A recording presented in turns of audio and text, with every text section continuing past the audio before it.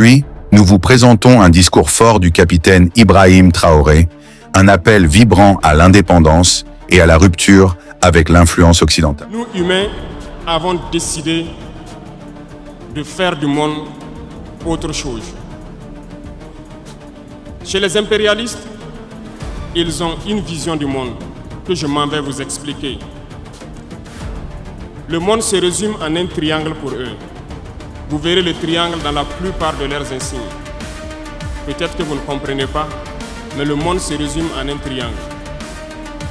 Pour eux, au sommet du triangle, se trouve l'empire du bien. Et l'empire du bien, c'est eux. C'est la prospérité, c'est tout ce qui est positif. C'est eux qui ont droit à tout ce qui est bonheur sur ce monde. C'est eux qui ont droit à toutes les richesses. C'est à eux d'imposer leur manière de voir le monde. C'est à eux d'imposer leur vision, leur mode de vie. Voilà pourquoi pendant la colonisation ou leur conquête, je dirais, ils venaient vers nos terres et ils disaient qu'ils ont découvert nos terres. Parce que pour eux, nous sommes des sauvages. Nous n'avons rien de comme eux, en fait. Donc, ils nous appelaient des indigènes. Et c'est eux, le peuple. Ils s'arrogent tous les droits. Et pour eux, le monde doit marcher comme ce qu'ils veulent.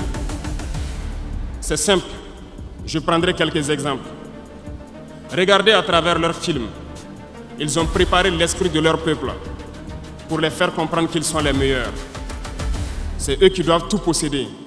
Vous ne direz pas le contraire. Dans tous leurs films qu'ils propagent, vous trouverez toujours les méchants. Ce sont soit les Russes, soit les Sud-Américains, soit les Noirs qui jouent les mauvais rôles de trafiquants de drogue, de proxénètes, de trafic d'humains, jusqu'à un passé récent, bien sûr. Vous trouverez les Arabes qui jouent le rôle des terroristes.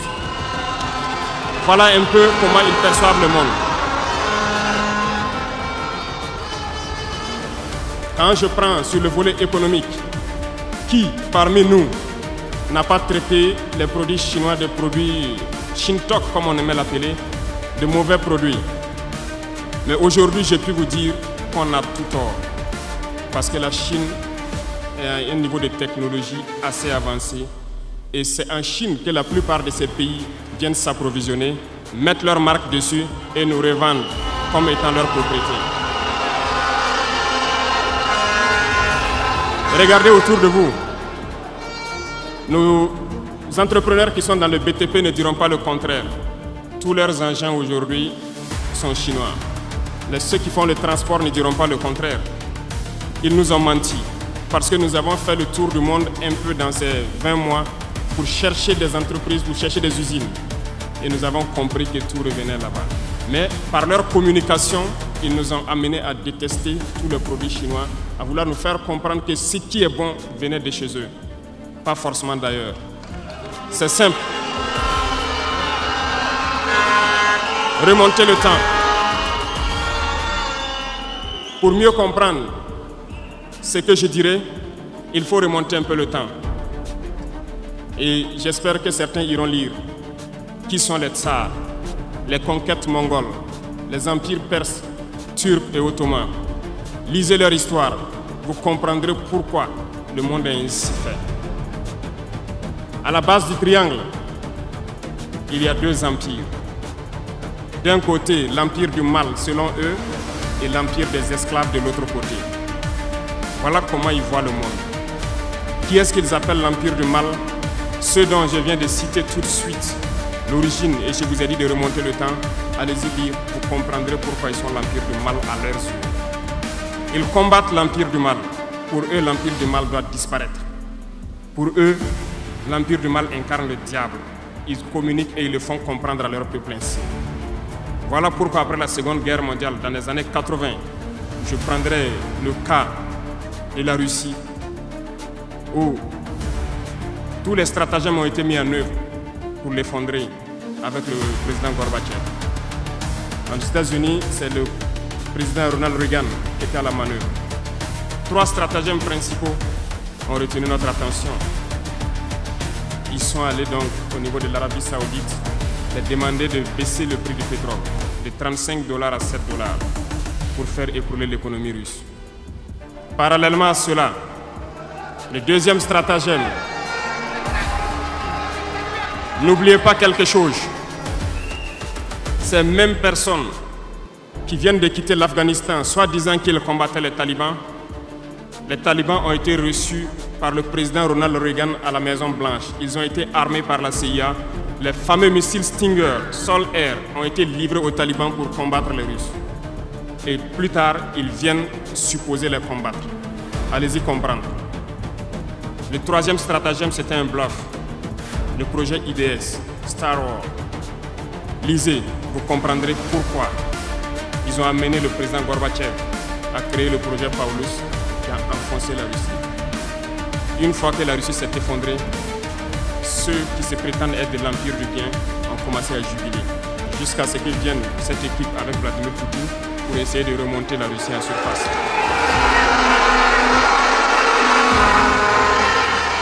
L'Empire du mal. L'Empire du mal, selon eux, a beaucoup souffert. Regardez l'Iran aujourd'hui, toutes les sanctions possibles. Regardez comment ils qualifient certains peuples. Par la communication, ils peuvent arriver à vous amener à faire détester un peuple ou à aimer un peuple. Ils sont très forts dans la communication et ils passent par tous les canaux possibles. Regardez la guerre qui sévit. Ils ont tout inventé pour leur propre intérêt. Et enfin, l'empire des esclaves. Selon eux, c'est l'Afrique et certains peuples d'Amérique du Sud. Dans leur tête, comme je le disais dernièrement, l'Afrique les appartient, nos terres les appartiennent, les richesses de l'Afrique sont pour eux. Et ils ne peuvent pas concevoir que des Africains puissent s'émanciper, sortir la tête de l'eau et vouloir donc les tenir tête. Et pour cela, ils se sont mis un cliché en tête. L'Africain est facile à manipuler, il n'est qu'émotion.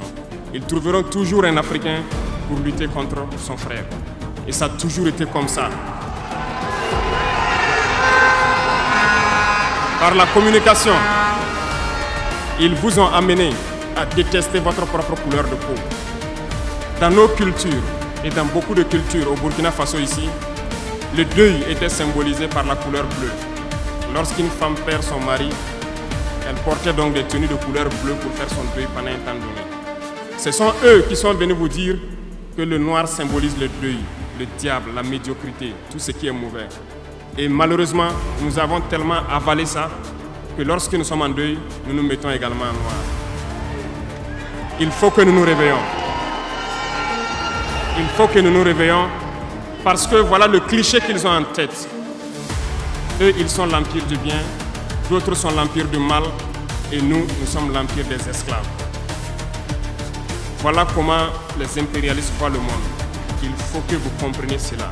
Et là, je m'en vais faire un coup de gueule à l'endroit donc de certains intellectuels qui continuent de vouloir prêcher pour les impérialistes. Est-ce qu'ils ignorent cette partie de l'histoire? Je n'invente rien. Ça a été déclassifié. Vous trouverez tout ce que j'ai dit dans les bibliothèques ou partout sur les moteurs de recherche. Ces intellectuels n'ont-ils pas lu cela?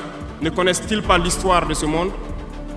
C'est peut-être par malhonnêteté ou quelques billets de dollars qui les amènent à toujours prêcher pour les impérialistes. Il faut que nos intellectuels arrivent à tout moment à prêcher pour conscientiser nos peuples, nos masses populaires, pour qu'ils comprennent d'où ils viennent et comment ils sont vus, les impérialistes.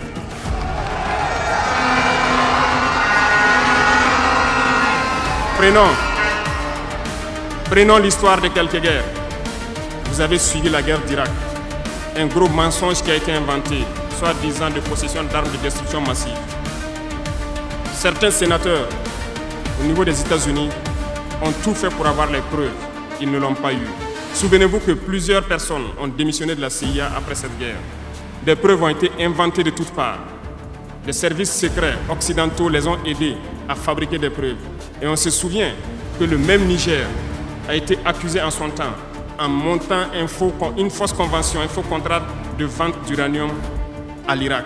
C'est le même processus qu'ils ont voulu amener la dernière fois pour soi-disant que le Niger vend de l'uranium clandestinement à l'Iran. C'est déjà vu. Ils ont prétexté cela, ils n'ont pas eu de preuves. Même les Nations Unies ont trouvé finalement qu'il n'y avait pas de preuve tangible de présence d'armes de destruction massive. Mais ils avaient leur objectif, il fallait détruire l'Irak. Ils ont détruit l'Irak. Ils ont créé l'État islamique. Tout comme ils ont créé les talibans dans les années 80. Les armer, les équiper. Et après, ils prétendent venir les combattre. Comprenez le jeu. Ça n'a que trop duré. Il faut qu'on se réveille et qu'on comprenne tout ça et que nous prenions conscience de notre situation et nous battre pour notre avenir.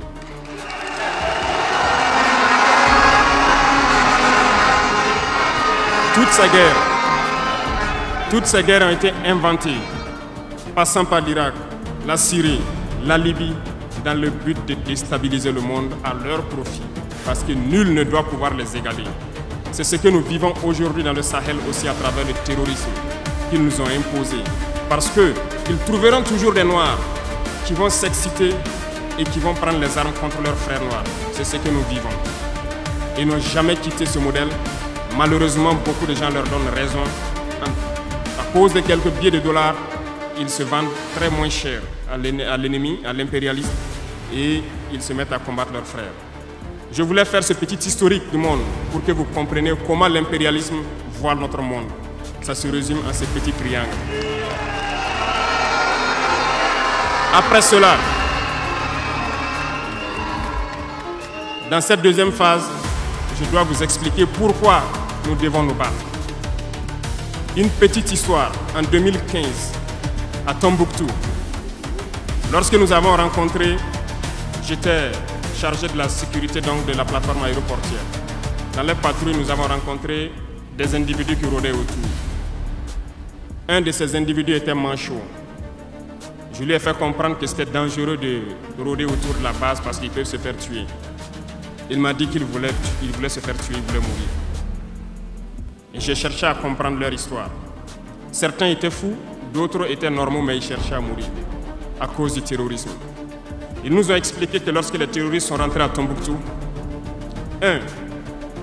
le manchot qui m'expliquait ça, un soir, les terroristes se sont pointés à son domicile. On voulait violer sa femme devant lui. Il s'est opposé. Ils sont repartis. Le lendemain, on est venu le pêcher à la maison, l'amener à la place publique. On l'a accusé de vol. On a tranché sa main, on l'a battu. Il est reparti à la maison.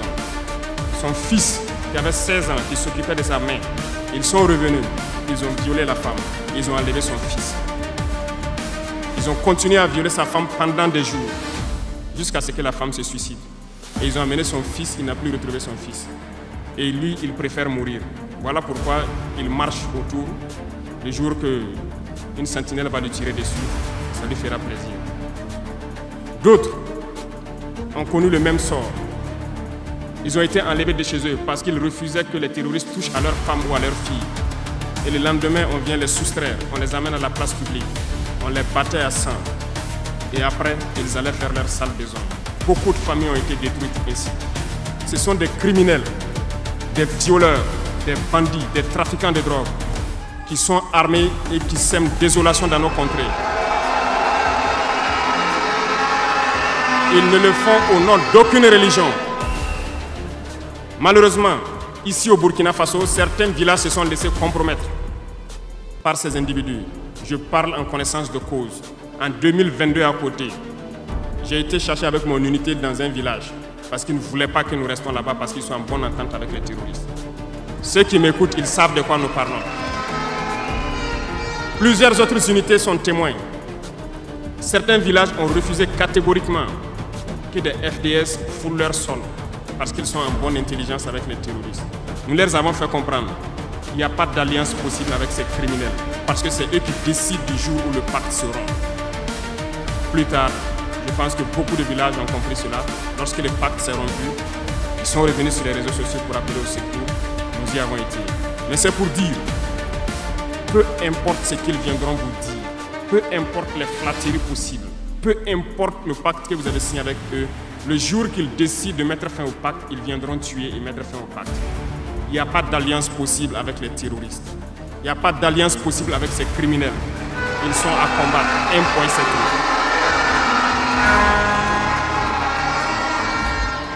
Aujourd'hui, nous constatons un phénomène, malheureusement, dans nos villes ici. certaines personnes se plaisent à passer de cours en cours, à faire comprendre aux épouses de certains FDS et certains VDP, aux familles de certaines personnes tombées pour la patrie, que eux, ils avaient une solution pacifique avec les terroristes. C'est nous qui avons voulu faire la guerre et voilà pourquoi tout ça se passe. Comment est-ce que des êtres humains, voyant tout ce qui se passe, comprenant le monde, peuvent avoir de tels propos? Ne vous détrompez pas. Soit nous les combattons ou ils nous combattent. C'est tout.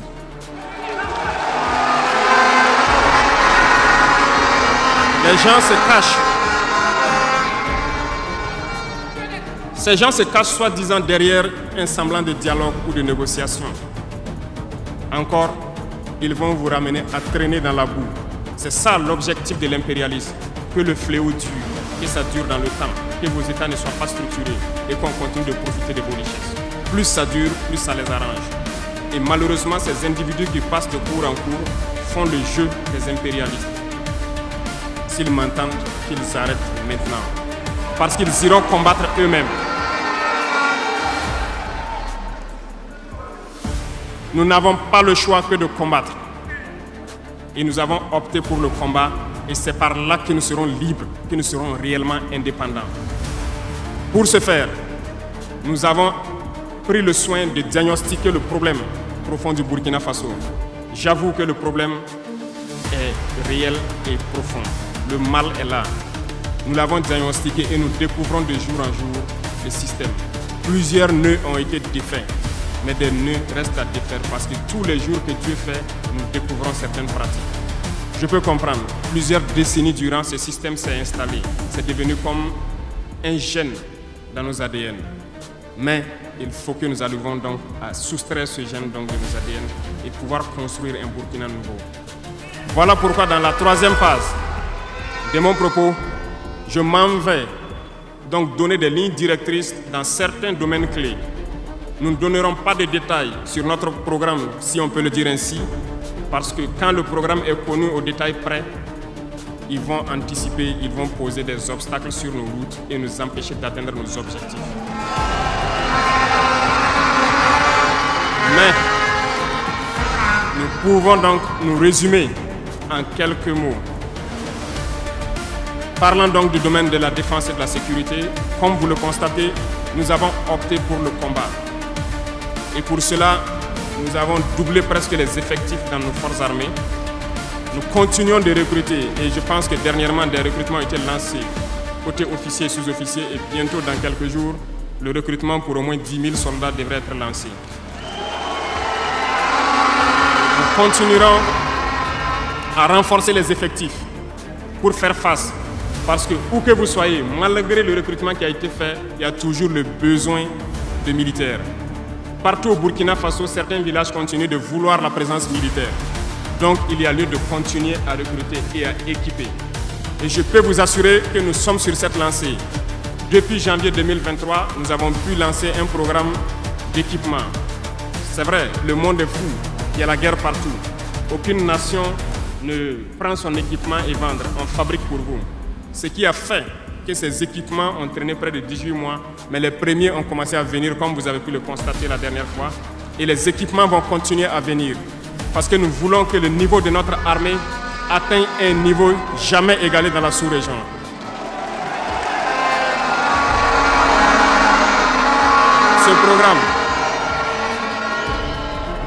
Ce programme d'équipement va se poursuivre, et c'est vous, les acteurs de ce programme. Parce que depuis que nous nous battons, j'ai pu vous dire, ces soi-disant amis du Burkina qui étaient là depuis longtemps, qui sucent nos richesses, même une seule cartouche de Kalachnikov, nous n'avons reçu de personne pour faire notre combat. C'est vous qui payez. Et nous continuerons à faire corps avec notre peuple pour pouvoir mener cette lutte. Nous avons des partenaires qui ont accepté de nous vendre des équipements et qui ont même proposé de pouvoir nous livrer des équipements stratégiques et que nous puissions payer dans le temps. Nous leur en remercions pour ce geste.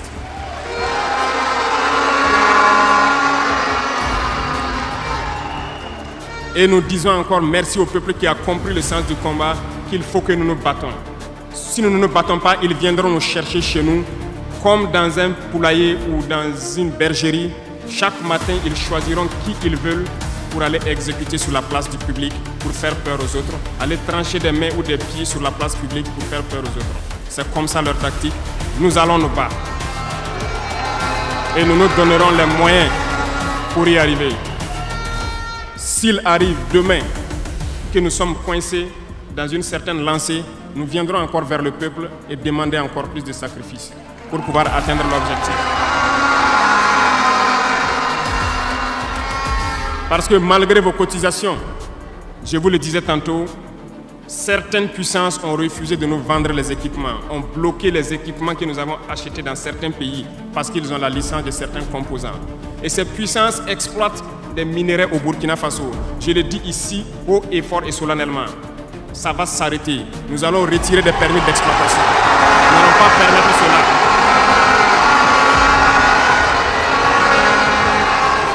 Vous ne pouvez pas exploiter nos ressources et refuser de nous vendre des équipements, faire bloquer nos équipements. Nous n'allons pas accepter. Qu'ils s'attendent, nous allons récupérer nos permis d'exploitation et nous allons l'exploiter nous-mêmes.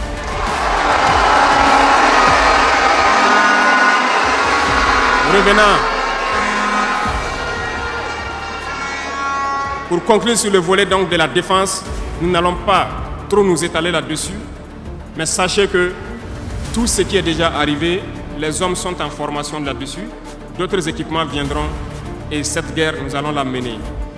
Beaucoup de stratégies ont été déjà écrites et nous les adaptons au fur et à mesure du comportement de l'ennemi. Et nous allons vaincre très prochainement ce terrorisme ici au Burkina et même dans l'AES.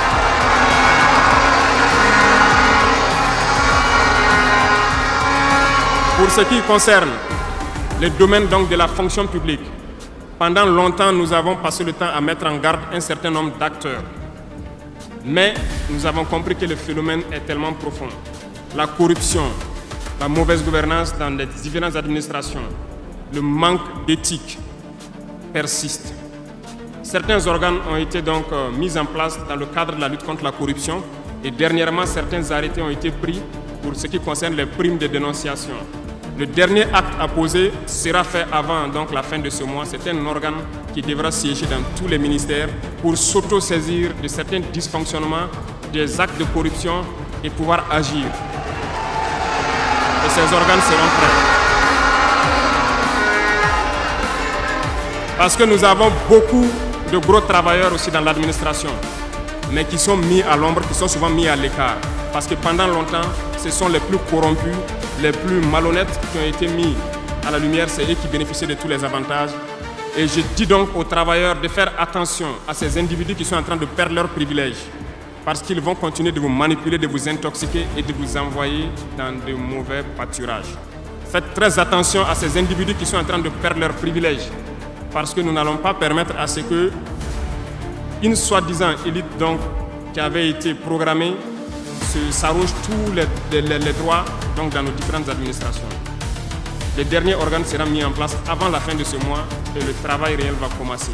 Vous entendrez dire un peu partout à l'issue de ça que nous ne respectons pas certains textes, nous ne respectons pas certaines lois, mais il n'y a pas de loi ou de textes qui tiennent dans cette lutte lorsque c'est pour l'intérêt de la patrie. Qu'ils se le tiennent pour dire donc nous allons aller dans ce sens. Nous avons donc dans le processus du recrutement adopté une ligne de conduite. Nous sommes en train de faire un diagnostic, de vérifier les présences et de voir les besoins. Il n'est pas exclu qu'au cours de l'année, certains concours soient lancés pour augmenter des effectifs dans certains endroits.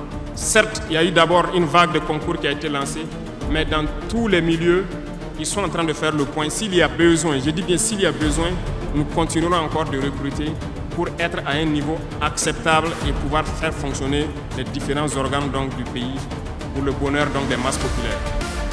Dans le domaine donc, de la diplomatie, nous avons opté pour une diplomatie commune dans l'AES. Toutes les décisions vis-à-vis donc, des partenaires, que ce soit africains ou à l'étranger, seront prises à l'unanimité au sein de l'AES. Mais nous avons aussi opté pour une diplomatie de vérité. Nous ne comptons pas nous mettre dans certaines logiques de mentir ou de couvrir la réalité, soit disant que c'est la diplomatie. C'est faux. Ce n'est pas là la diplomatie. Je puis vous dire que ce que vous voyez en superstructure, lorsque les gens viennent en audience et sortent pour parler au micro, ce n'est qu'une partie visible de l'iceberg. Ce qui s'est passé à l'intérieur dans les huis clos, ça n'a rien à voir avec la diplomatie. Et nous nous sommes donc inscrits dans cette logique de dire clairement les choses au peuple. Certains vont nous critiquer, d'autres même iront à dire que non, un chef d'État ne doit pas parler comme ça, un chef d'État ne doit pas faire ça. Mais nous leur disons que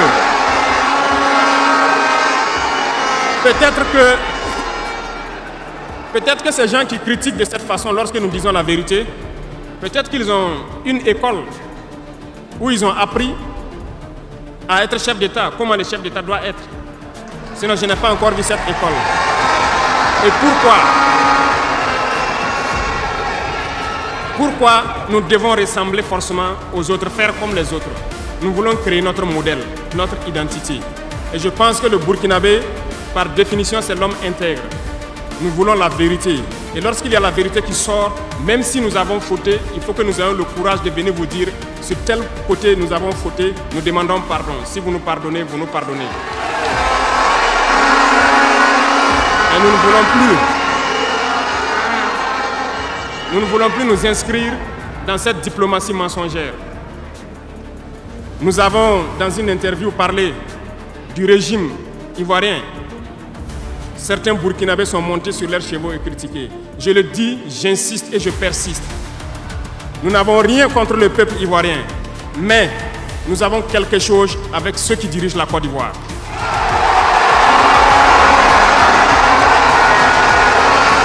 Nous le disons et nous le répétons encore.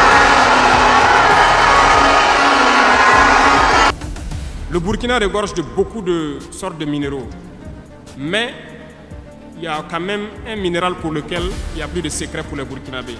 Et je m'en vais là saluer donc nos vaillants orpailleurs, très courageux, qui arrivent à rentrer dans les profondeurs de nos terres pour sortir ce minéral-là. Nous nous sommes dit, pourquoi continuer à laisser des multinationales étrangères venir puiser notre or pendant que nous savons l'exploiter nous-mêmes?